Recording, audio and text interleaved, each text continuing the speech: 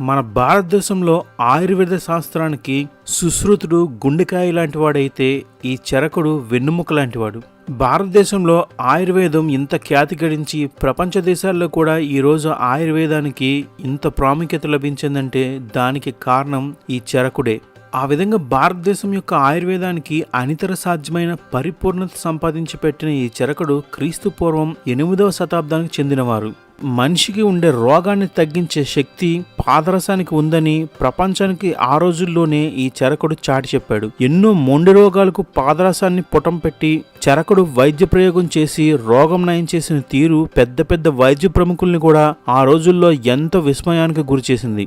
అప్పట్లో ఎంత తక్కువగా ఖరీదుగా ఉండే ఈ పాదరసాన్ని చరకుడు తన ప్రయోగంలో వాడి దాని యొక్క ప్రతిఫలం గురించి చాలా మందికి వివరిస్తూ ఉండేవాడు. మన పురాణాల్లో చూసుకుంటే చరకులు అంటే ఒక ప్రాంతం నుంచి ఇంకో ప్రాంతానికి సంచరిస్తూ అక్కడ ఉండే ప్రజలకి వైద్యం చేసేవారిని చరకులు అంటారు. ఆ విధంగా ఈ చరకుడు కూడా తన శిష్యులతో కలిసి గ్రామాలు సంచరిస్తూ అక్కడ ప్రజలకు అవసరమైన ఎన్నో వైద్య సేవల్ని అందించేవారని కొన్ని అధ్యయనాలు చెప్తున్నాయి.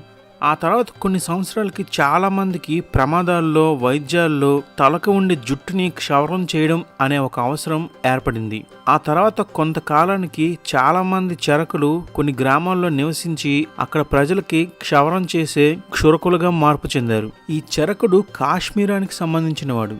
ఈ చరకుడు చాలా గొప్ప ఆయుర్వేద శిఖామణి. సుశ్రుతుడు ఆయుర్వేదానికి చెందిన ఒక గొప్ప శస్త్రచికిత్సకుడు మరియు అధ్యాపకుడు. అలాంటి సుశ్రుతుడిలాగే ఈ చరకుడు కూడా చరక సంహిత అనే గొప్ప ఆయుర్వేద సమగ్ర విజ్ఞాన గ్రంథాన్ని కూడా రచించాడు. ఈ చరకుని యొక్క ఆయుర్వేద పరిజ్ఞానం ఎంతో మహోత్కృష్టమైనది. ఇతను రచించిన ఈ గ్రంథం వెలువడిన తర్వాత కూడా కొన్ని శతాబ్దాల తర్వాత కూడా అనేక మంది వైద్య శాస్త్రవేత్తలు ఈ చరకుడు రచించిన ఈ చరక సంహితను మళ్ళీ తిరిగి రచించి ఎన్నో వ్యాఖ్యానాలు కూడా రాశారు. ఆ విధంగా ఆ గ్రంథాన్ని మళ్ళీ రచించిన వాళ్ళలో కాశ్మీకరుడు, ధ్రువబాల మొదలైన వాళ్ళు చాలా ముఖ్యులు. చరక సంహిత క్రీస్తు శకం 987లో అరబ్, పర్షియన్ భాషల్లో కూడా అనువదించబడింది. ఆ విధంగా ఈ చరకుడు రచించిన ఆయుర్వేదానికి సంబంధించిన ఈ చరక సంహిత ఆ రోజుల్లో ప్రపంచంలోని ఇతర దేశాలకు కూడా ఎంతో ప్రాచుర్యంలోకి వచ్చింది. శరీరానికి కలిగే వ్యాధులు ముఖ్యంగా వాత, పిత్త, శ్లేష్మ దోషాల వల్లే కలుగుతాయని సిద్ధాంతీకరించి మరీ చూపించాడు ఈ చరకుడు. ఆయుర్వేద వైద్యుల చిట్టాల్లో ముఖ్య ఔషధాల్లో ఒకటైన ఉసిరికాయ, తానికాయ, కరక్కాయలతో తయారైన త్రిఫల చూర్ణం అనేది చరకుడు ప్రసాదించింది.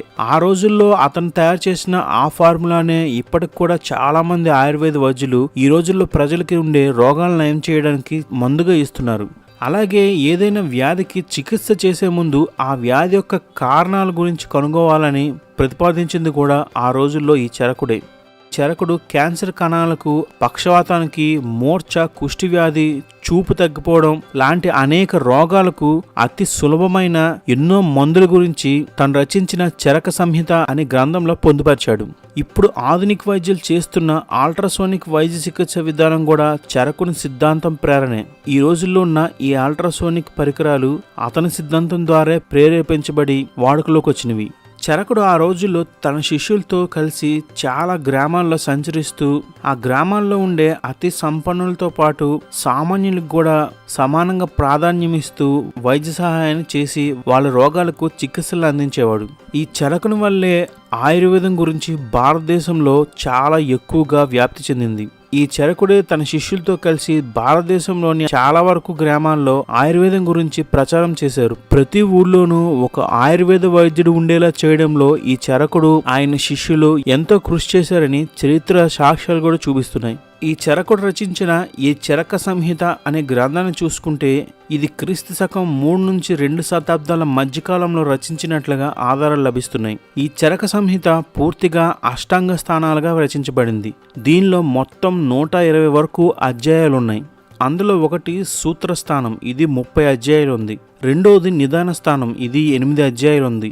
మూడోది విమాన స్థానం, ఇది 8 అధ్యాయాలు ఉంది. నాలుగవది శరీర స్థానం, ఇది కూడా 8 అధ్యాయాలు ఉంది. ఇంద్రియ స్థానం మాత్రం 12 అధ్యాయాలు ఉంది. దాని తర్వాత చికిత్స గురించి తెలిపే చికిత్స స్థానం మాత్రం 30 అధ్యాయాల వరకు ఉన్నాయి. కల్పస్థానం 12 అధ్యాయాలు, ఆ తర్వాత సిద్ధి స్థానం 12 అధ్యాయాలు. ఈ విధంగా ఒక మనిషికి వచ్చే చాలా సాధారణ రోగాల నుండి చికిత్స చేసే విధానం వరకు కూడా అన్నిటి గురించి మొత్తంగా ఈ చరక సంహిత అనే ఈ బుక్ లో కంప్లీట్ గా ఎక్స్ప్లెయిన్ చేస్తుంది.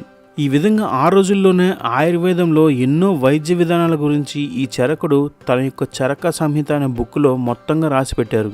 ఈ చరకుడు చెప్పే విషయాల్లో ఎక్కువగా మనిషి ఎప్పుడు మంచి అలవాట్లను కలిగి ఉండాలని, దాంతోపాటు శారీరక మానసిక దృఢత్వం కలిగి ఉండాలని, మంచి ఆలోచనలు మంచి ఆరోగ్యాన్ని ఇస్తాయని, ఆహారం విహార విషయాల్లో కూడా మంచి పరిశుభ్రత పాటించినప్పుడే శారీరక ఆరోగ్యం స్థిరంగా ఉంటుందని ఈ చరకుడు ఆ రోజుల్లో సిద్ధాంతీకరించాడు. కేవలం శరీరంతోనే ఆరోగ్యంగా ఉండడం సాధ్యం కాదని, మానసిక ఆరోగ్యం శారీరక ఆరోగ్యం రెండు బాగున్నప్పుడే మనిషి పరిపూర్ణ ఆరోగ్యవంతుడు అవుతాడని ఎన్నో వేల సంవత్సరాల క్రితమే ఈ చరకుడు స్పష్టంగా చెప్పాడు. ఈ రోజుల్లో కూడా ఆధునిక వైద్యంలో నేటికి చాలామంది చరక సంహిత అనే ఆ బుక్లోంచే వైద్య సూత్రాలను సూక్ష్మాలను గ్రహించి వైద్య సేవలు ఈ రోజుకి కూడా దాని ద్వారా అందిస్తున్నారు. అలాంటి అన్ని సంవత్సరాల క్రితం రచించిన ఆ చరక సంహిత అనే ఆ వైద్య గ్రంథం పైన ఇప్పటికి కూడా ఎన్నో పరిశోధనలు జరుగుతూ అందులోంచి కొత్త కొత్త విషయాలను ఆయుర్వేద విద్య ద్వారా నేటికి బయటపడుతున్నాయి. హాయ్ ఫ్రెండ్స్, మీకు కనుక నా వీడియో నచ్చినట్లయితే షేర్ చేయండి లేదా లైక్ చేయండి. ఇంకా రెగ్యులర్గా నా వీడియోస్ మీకే మొదటగా రావాలంటే మీరు నా ఛానల్ని తప్పకుండా సబ్స్క్రైబ్ చేసుకోండి. దాంతోపాటు ఈ పక్కన గంట సింబల్ కనిపిస్తుంది కదా, ఈ బెల్ని మీరు క్లిక్ చేయడం వల్ల నేను చేసే ప్రతి వీడియో యొక్క అప్డేట్ మొట్టమొదటిసారిగా మీకే వస్తుంది.